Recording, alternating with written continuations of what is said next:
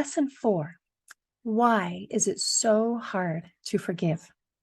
In the last lesson, I explained that the answer to the root cause of most of life's problems is love and forgiveness. But that's easier said than done. So why is it so hard? And how can we get past those mental blocks? In this lesson, we're going to talk about forgiveness. The number one thing that makes forgiveness difficult is that we misunderstand what it means. Most people think that forgiveness means that we are condoning behavior. We're saying, oh, that's okay, and letting them off the hook for whatever offense they caused. We also think it means that the scales of justice have been balanced. When we think that this is what forgiveness means, then we naturally feel that forgiving someone is unjust and unfair. So we need to clarify what forgiveness really means. Forgiveness is about letting go and not allowing that person or event to hurt or control you anymore.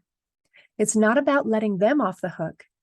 It's about letting you off the hook. Forgiveness doesn't mean that you are condoning their behavior.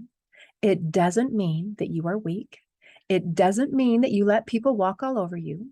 It doesn't mean that the other person deserves your forgiveness. It doesn't mean that that person is released from consequences or legal liability. And it doesn't mean that you have to maintain a relationship with that person. For example, it is possible to forgive a spouse and still file for divorce if that's the best course of action. It is also possible to forgive an abuser and still press charges. Once again, when you forgive someone, it doesn't mean, oh, that's okay, because it probably wasn't okay, and it will never be okay. Forgiveness means I choose to let this go. I choose to heal. I choose to move on. Forgiveness is not as much about trying to benefit the person who caused the damage as it is about helping the person who has been hurt. Forgiveness brings peace of mind. It increases happiness. It reduces levels of anxiety, depression, and stress.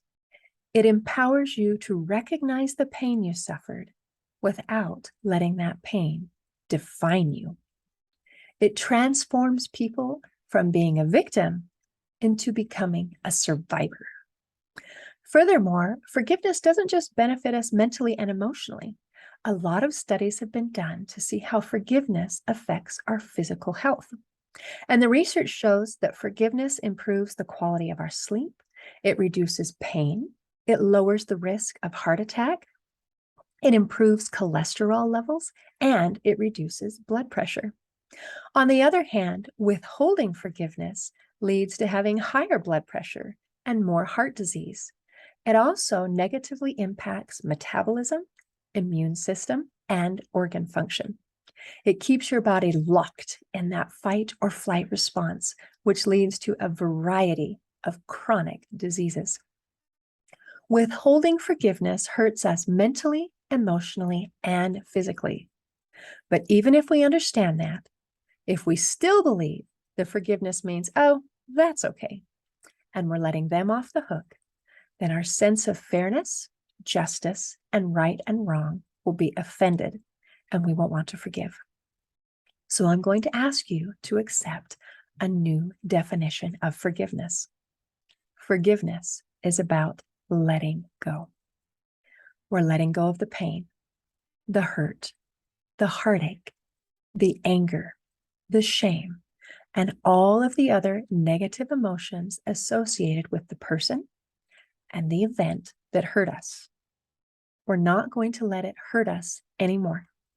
We're not going to let it control us anymore. Forgiveness sets us free. We cannot heal from our past and our pain unless we are willing to let it go.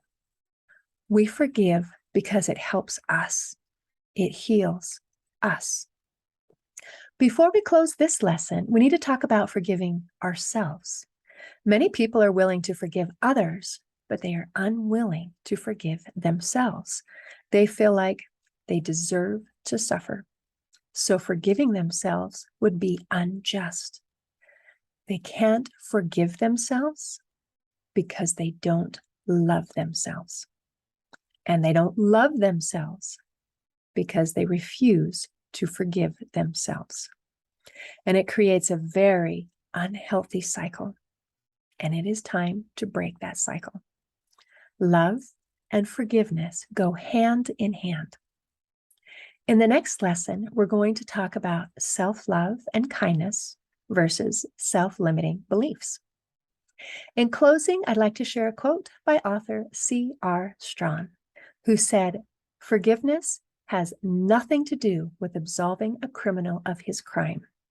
It has everything to do with relieving oneself of the burden of being a victim, letting go of the pain, and transforming oneself from victim to survivor."